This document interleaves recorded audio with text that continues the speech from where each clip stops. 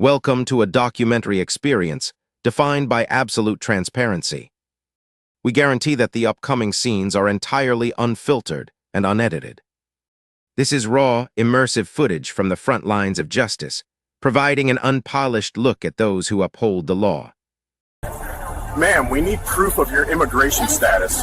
I'm a U.S. citizen. I just finished my NICU shift. That's my hospital badge. Badges don't prove citizenship. You have no warrant. You have no cause to detain me. You're being held pending verification. This is unlawful and it's being recorded. The hospital doors slid open quietly as the night shift ended. Pale light spilled onto the pavement. The air smelled faintly of disinfectant and damp concrete. Inside, monitors continued their steady rhythm, but outside the world slowed. Nia Thompson stepped into the parking lot, shoulders heavy from 12 hours in the NICU. Her scrubs were creased at the elbows. Her badge swung lightly against her chest. She had spent the night adjusting ventilators, counting breaths, watching chests rise no more than a hand's width, guarding lives that weighed less than a bag of sugar. She reached her car and unlocked it. "Ma'am, stop right there." Nia turned. Two unmarked SUVs idled at the edge of the lot. Men in jackets with block lettering stepped forward, boots echoing softly. "Immigration and Customs Enforcement," one of them said. "We need to ask you a few questions." Nia blinked, exhaustion giving way to confusion. "About what?" "Proof of your status," the agent replied. "Identification." She lifted her badge instinctively. "I'm a nurse here. I just finished my shift. I'm a U.S. citizen." The agent did not look at the badge. He glanced at his partner instead. "Do you have documentation to prove that?" The words landed wrong. Documentation. Prove that. Nia felt her heart rate change. Not spike. Tighten. She kept her voice even. "I was born here. I don't carry my passport to work. You don't need anything else." Another agent stepped closer, positioning himself between her and the car door. "We just need to verify. It won't take long." A security guard near the entrance slowed his walk. A respiratory therapist exiting behind Nia stopped, phone halfway out of her pocket. The glow from the NICU windows reflected off the ICE vehicles, casting hard lines across the lot. Nia shook her head slightly. "I'm not required to prove my citizenship to leave my job. I have patients inside who almost didn't make it through the night." The first agent's jaw tightened. "Ma'am, you're being detained pending verification." Detained. Hands closed gently but firmly around her arms. Not rough, not kind, just final. The door of the SUV opened. The sound was hollow and heavy. Nia looked back at the hospital entrance as she was guided forward. The place where she had just held a premature infant's hand through a seizure. Where alarms still sounded. Where she was trusted with life. The door shut behind her. In the quiet of that parking lot, as dawn edged closer, a U.S. citizen who had just saved babies was taken away as a suspect. And the cameras had already started recording. The story pulls back from the parking lot and moves backward long before the SUVs arrived. And the word detained replaced exhausted. Nia Thompson grew up in a household where care was practical, not poetic. Her mother worked double shifts. Her aunt was a home health aide. When people got sick, you showed up. When babies struggled, you stayed longer. Nursing was not a calling she discovered. It was work she respected. NICU. Training sharpened that respect into discipline. Tiny bodies. Fragile lungs. Alarms that could not be ignored. Nia learned to move slowly and think fast, to read numbers without panic, to keep her voice low when parents were breaking apart inches away. She became the nurse doctors trusted at 3 in the morning when options narrowed. She was born in the United States, raised here, educated here, licensed here. Her file at the hospital was thick with certifications and commendations. Her badge opened doors that stayed locked to others.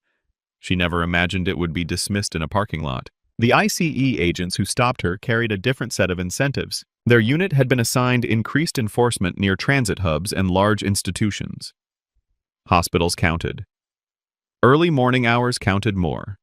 Supervisors emphasized results. Stops logged. Verifications completed. Encounters documented. The work rewarded speed, not nuance. They were told to trust indicators. Late hours, certain neighborhoods, certain appearances. Verification could come later. That night, a vehicle description circulated through their system. A general alert. No name, no warrant, no confirmed target, just enough ambiguity to justify a stop if someone fit the picture. When Nia walked out in scrubs, tired and alone, the agents made a decision without confirming anything beyond what they thought they saw. They did not call hospital administration. They did not request a supervisor before placing hands on her arms. They chose detention first and explanation later. Nia did not know any of this as she sat in the back of the SUV. She only knew she had followed every rule she knew. Badge visible, voice calm, hands still. She had done what authority always asked of her inside the hospital. Outside, that obedience was reinterpreted as compliance with something that had no legal footing. Two systems collided in that lot. One built on verification and care, the other on suspicion and quotas. When they met, the burden shifted instantly to the person least prepared to fight it in the moment. Because in that encounter, citizenship was not treated as a fact. It was treated as a claim that needed permission to exist. The escalation unfolded quietly, driven by refusal to pause. Nia Thompson sat in the back of the SUV, hands resting on her lap badge still clipped to her scrubs. The engine idled. The interior smelled of plastic and stale air. An agent stood outside with the door open, speaking into a radio in short bursts, framing the encounter before anyone could interrupt it. "I'm a NICU nurse," Nia said calmly. "You can call the hospital. My supervisor is inside right now." The agent did not look back. He closed the door instead. The latch sounded final. Outside, more staff had stopped. A resident leaned against a column phone held steady. A security guard approached cautiously, palms visible. "Officers, she works here. She just came off shift." The agents did not engage him. One repositioned slightly, blocking the view of the open door. Nia felt the SUV move, slowly, just enough to separate her from the hospital entrance. She leaned forward, voice raised but controlled. "You have no warrant.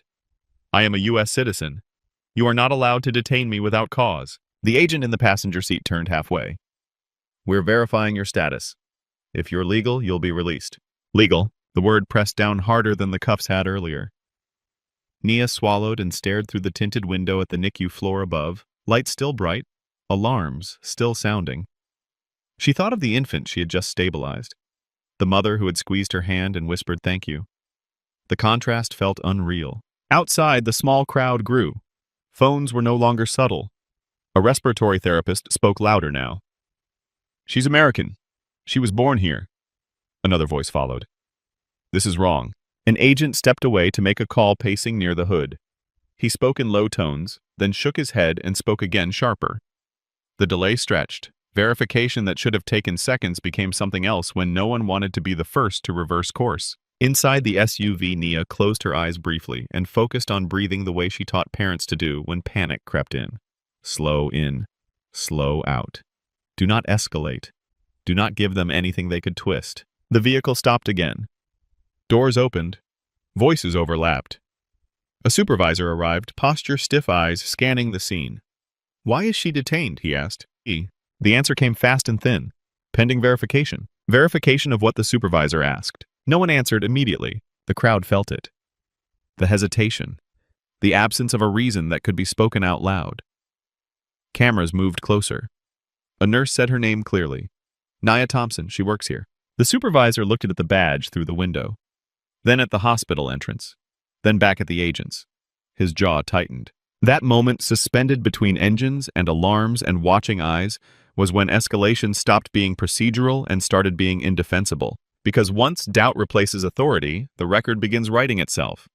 The injustice became real when hesitation turned into restraint. The supervisor opened the SUV door and spoke to Nia through the frame. "Ma'am, please step out." She complied slowly, feet touching the pavement, shoulders squared. Her badge swung forward again, catching the light as if insisting on being seen. The supervisor turned to the agents. "On what basis is she being held?" One agent answered without meeting his eyes. "Possible immigration violation. Pending verification." The supervisor paused. He looked at Nia. "Are you a U.S. citizen?" "Yes," Nia said. "Born here. Licensed nurse. I just worked 12 hours upstairs." The supervisor nodded once. Then he looked back at the agents. "Do you have any evidence to the contrary?" Silence stretched. An agent shifted his weight. Another glanced toward the phone still recording from the curb. No warrant was produced. No database hit spoken aloud. Nothing that could justify what was already happening. Instead of releasing her, one agent stepped forward. "For our safety, we're going to transport her until this is resolved." Nia's stomach dropped. That sentence did not belong there. For safety. Transport. Words that erased the gap between doubt and detention. "Wait," the supervisor said. But the agent had already reached for Naya's arm again, guiding her toward the rear door. Not rough. Firm. Final.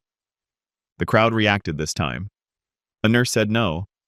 A security guard stepped closer. Phones rose higher. Nia did not pull away. She kept her hands visible.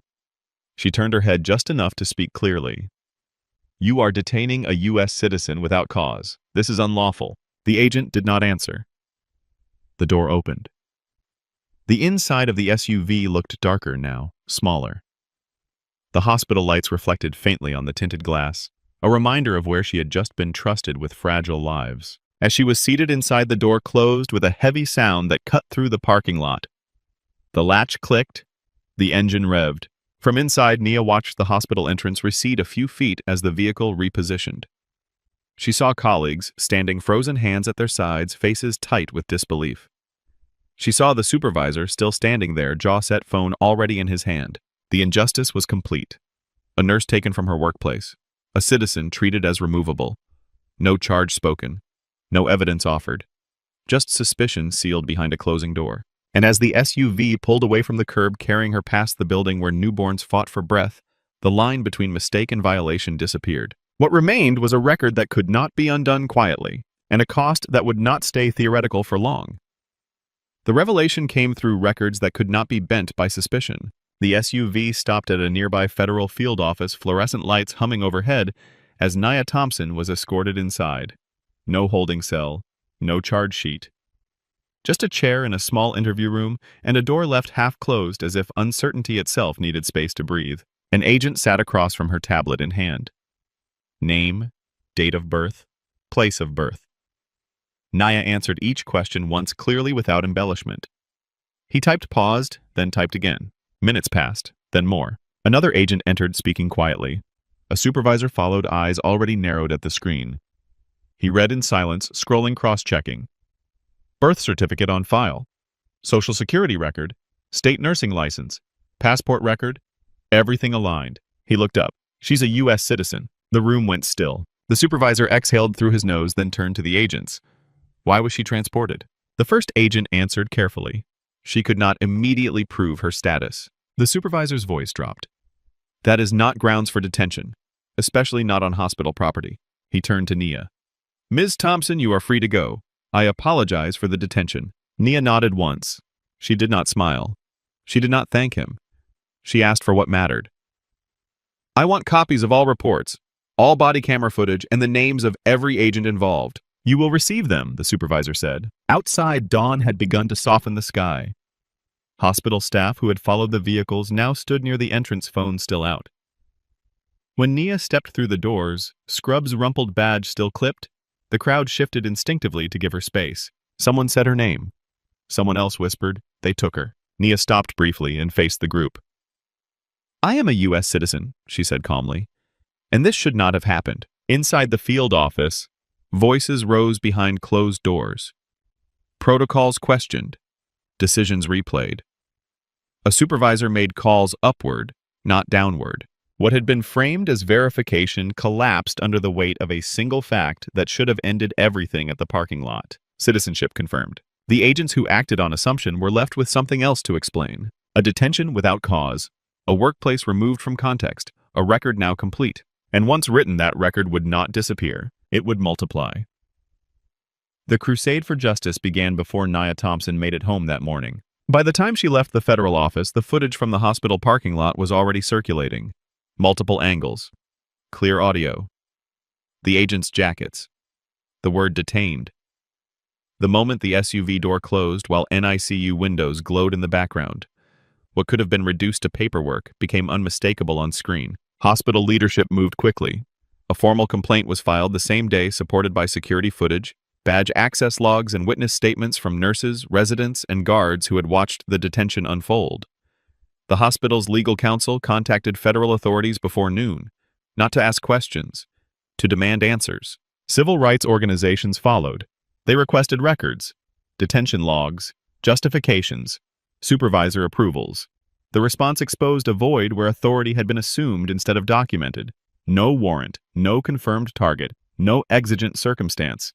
just a stop that escalated because no one wanted to be the first to stop it. The lawsuit was filed in federal court within weeks. It alleged unlawful detention of a U.S. citizen, violation of Fourth and Fifth Amendment protections, racial profiling, interference with lawful employment, emotional distress inflicted in the immediate aftermath of patient care. The evidence list was spare.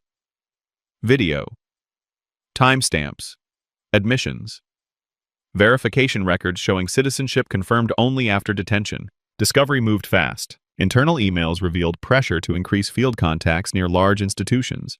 Training materials warned against detaining without cause. Supervisors acknowledged mistakes in deposition. The defense narrowed its arguments until there were none left to make without contradicting the record. Settlement negotiations did not linger. $14.8 million. The amount reflected more than a single detention. It accounted for deterrence for federal overreach exposed on camera for the message sent when caregivers are treated as removable before being treated as human. The agreement included mandatory retraining, revised enforcement protocols near hospitals, and oversight requirements tied to field detentions. Agents involved were reassigned pending discipline. Supervisory reviews followed. Memos replaced press conferences. Careers shifted quietly documented in files rather than headlines. Nia released one statement through counsel. She said the case was not about punishment. It was about boundaries. She said no one who saves lives should have to prove their right to go home afterward. She returned to work. Same unit, same alarms, same fragile breaths. Colleagues greeted her differently now, with a steadiness that came from knowing something had been confronted, not ignored. Justice did not arrive as spectacle. It arrived as consequence. Structured, recorded, expensive. And for an agency accustomed to acting first and explaining later, the cost finally made that order impossible to defend. The final lesson of this story does not belong to ICE. It belongs to the boundary between suspicion and law, and what happens when that boundary is ignored. Federal immigration authority does not override citizenship. A U.S. citizen does not lose constitutional protection because of their job, their location, or their appearance. There is no legal standard that allows detention based on uncertainty alone. Verification must come before restraint. When detention comes first, the violation is already complete. What failed here was not a lack of information. It was a refusal to pause. The agents had options. Call the hospital. Contact a supervisor before transport. Ask for voluntary verification without restraint.